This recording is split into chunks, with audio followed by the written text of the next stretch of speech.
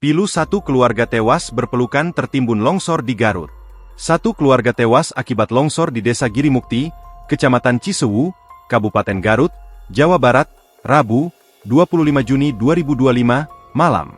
Satu keluarga itu terdiri dari nenek Mar'ah, anaknya bernama Linda, menantunya Mardi, dan cucu kecilnya, Fajar.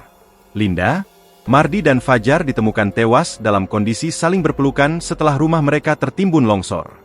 Awalnya, hujan deras sejak Rabu siang tak kunjung reda membuat keluarga memilih bertahan di rumah bambu mereka yang terletak di lereng bukit.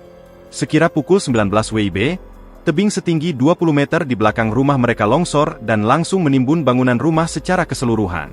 Semua penghuni ikut terkubur di dalamnya.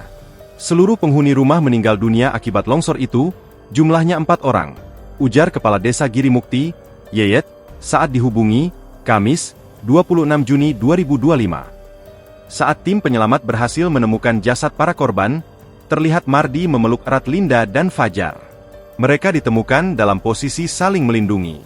Tak jauh dari mereka, jasad Mar'ah juga ditemukan. Kapolsek Cisewu, Ibtu Asep Pujaeri, mengatakan, seluruh korban telah dimakamkan pada Kamis pagi. Tadi pagi jam 8 seluruh korban sudah dimakamkan. Sekarang tinggal pemantauan dan pembersihan material longsor, ujarnya saat dihubungi tribunjabar.id.